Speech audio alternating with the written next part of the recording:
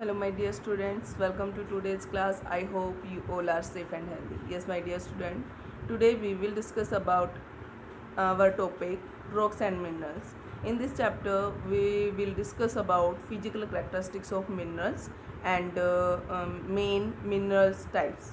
Okay, means some major minerals. Is clear? In last video we have discussed about what is the meaning of minerals and rocks, how many types of rocks, what is characteristics of minerals. In short, we will discuss in previous lecture.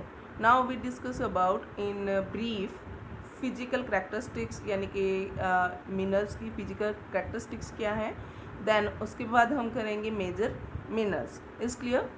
So because in your NCERT is in a brief way, so we will discuss. Let's start with first point, physical characteristics. In physical characteristics, first point is external crystal form. External crystal forms means जो rocks minerals होती हैं उसकी जो बाहरी structure है वो किस तरह से बना हुआ है. Is clear? इसमें किस तरह का उसका साइज है, आकार है. फॉर एग्जांपल यहाँ पर गिवन है क्यूब की. क्यूब के आकार का हो सकता है क्योंकि एक जो क्यूब होती है, क्यूब भी क्या है, एक उसका स्ट्रक्चर है.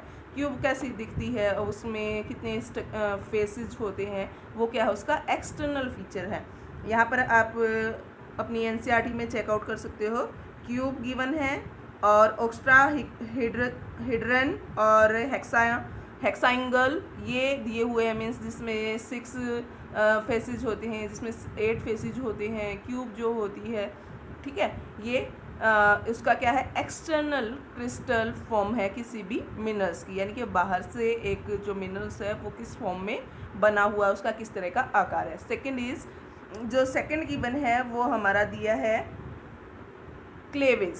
ठीक है, क्लेवेज मीन्स एक ऐसा tendency to break in given direction producing relatively plane surface. एक जो सरफेस है वो किस प्रोसेस में टूटता है, क्या उसका प्रोसेस होता है टूटने का, यानी कि किस तरीके से टूटता है, उसको बोलते हैं यहाँ पर क्लीवेज. क्लीवेज मीन्स अगर हम कहें तो किसी भी मिनरल्स के टूटने का एक तरीका होता है, एक प्रोसेस होता है. Is done. And in this way result of internal arrangement of the molecules may cleavage in one or more direction and at any angle to each other. यहाँ पर क्या दिया है कि कोई भी जो मिनरल्स होता है उसका अपना एक स्ट्रक्चर होता है, उसके अंदर के मॉलिक्यूल्स होते हैं जो डिपेंड करता, जिनके ऊपर डिपेंड करता है कि वो किस तरीके से ब्रेक होगा, जो मिनरल्स है वो किस तरीके से टूटेगा. Is clear? Then third is fracture. Means किस तरह से उसमें दरारें आएंगी, भ्रंश आएंगे, वो टूट जाएंगे. एक पर्टिकुलर जो मीनिंग होता है फ्रैक्चर का वो होता है भ्रंश, यानी कि किसी चीज़ में दरारें आना और उसका टूटना. Is clear? यहाँ पर अगर आप देखोगे आपके अकॉर्डिंग टू एनसीईआरटी जो इंटरनल मॉलिक्यूल्स होते हैं उनकी अरेंजमेंट जो होती है उसके ऊपर डिपेंड करता है कि किस तरह से वो टूटेंगे. Crystal will be break in an irregular manner not along plane of cleavage.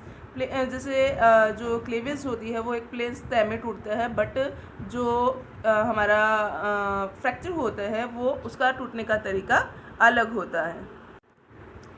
Now next is lustre, यानी कि किस तरीके से हमने ये देखा कि उसकी फॉर्म क्या है, उसका बाहरी आकार कैसा है किसी मिनरल का, उसके बाद वो किस किस तरीके से टूटता है और उसमें किस तरह से फ्रैक्चर आते हैं. And fourth is lustre.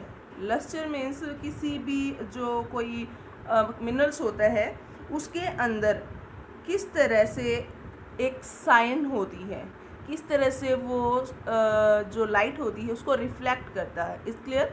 Appearance of a mineral without regard to colour. Each mineral has a distinctive lustre like metallic, silky और ग्लोसी एक्सेट्रा. ये क्या है, एक लस्चर का मीनिंग क्या होता है, प्रॉपर अगर वर्ड का मीनिंग देखें तो वो होता है कि किसी भी मिनरल्स के अंदर जो साइन होती है यानी कि चमक जो होती है। तो किसी भी जो मिनरल्स के अंदर की जो साइन है, किसी लाइट को रिफ्लेक्ट करने की कैपेबिलिटी है, वो भी उसके ऊपर डिपेंड करती है, उसके कलर पे डिपेंड करती है, उसके मिनरल वो किन मिनरल्स से बना हुआ है। ठीक है, जैसे मेटेलिक है, सिल्की है, ग्लोसी है जिसमें चमक है, तो ये क्या होगा, lustre. Is clear. Then physical जो फीचर्स में नेक्स्ट है वो है कलर, यानी कि किसी भी मिनरल्स का कलर, कि वो किस कलर का है। हमने पहले भी इसको थोड़ा सा शॉर्ट में किया था इन लास्ट लेक्चर। कलर में क्या होता है, जो मिनरल्स होते हैं उनकी कैरेक्टरिस्टिक्स में हम कलर्स को काउंट करते हैं, बट जो मिनरल्स होते हैं उनमें कई मिनरल्स ऐसे होते हैं जो सिमिलर कलर वाले होते हैं। ठीक है, तो यहाँ पर वही दिया है कि some minerals have characteristics colour determined by their molecular structure. जो उनका अपना संगठन होता है, उसके अंदर जो मटेरियल है उनकी वजह से उसके जो कलर का वाइज जो उसकी कैरेक्टरिस्टिक्स है वो कई बार क्या होती है, सिमिलर होती है, और कई बार उसकी आइडेंटिफिकेशन के लिए इनफ होती हैं। ठीक है, इसमें आप अगर देखो तो इसमें दिया है कि जो हमारी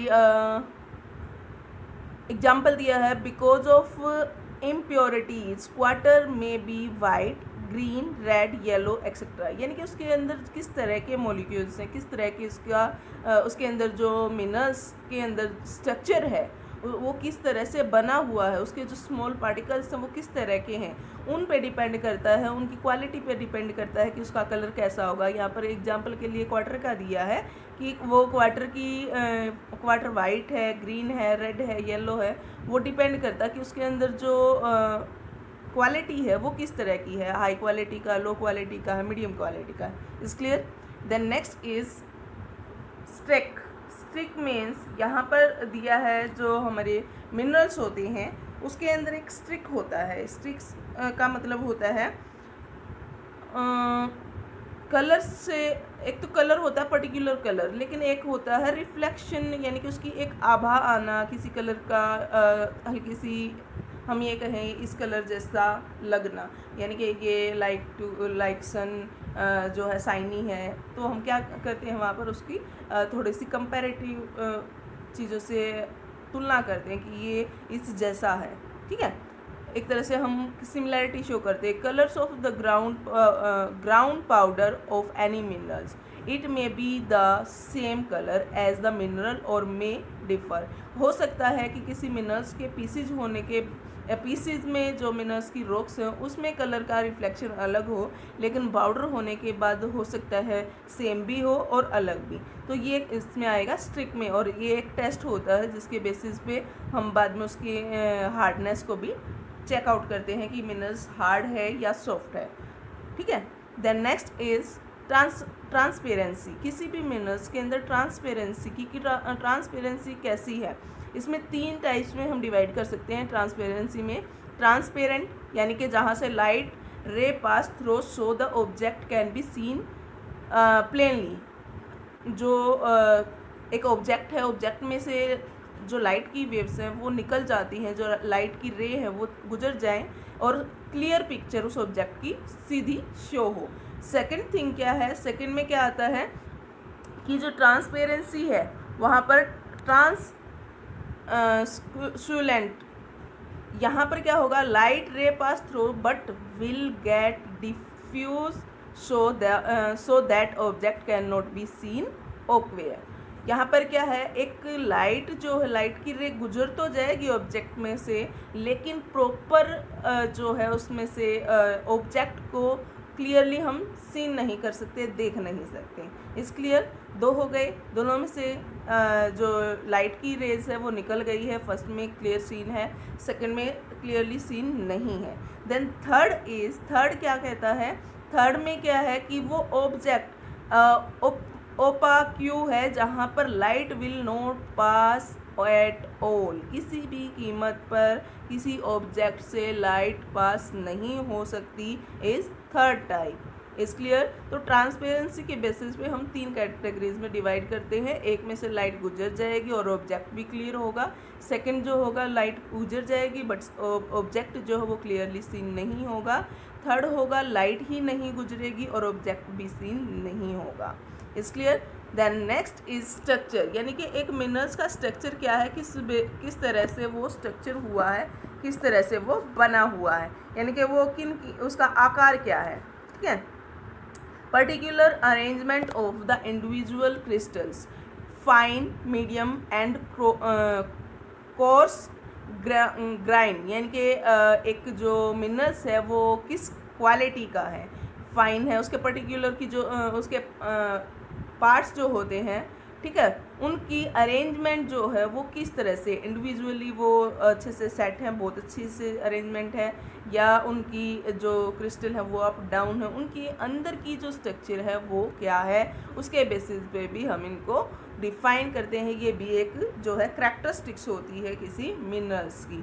इस क्लियर। यहाँ पर अगर आप चेक करो तो इसमें हमें क्या दिया है, हमें दिए हैं स्पेरेबल, डाइवर्जेंट और रेडिएटिंग।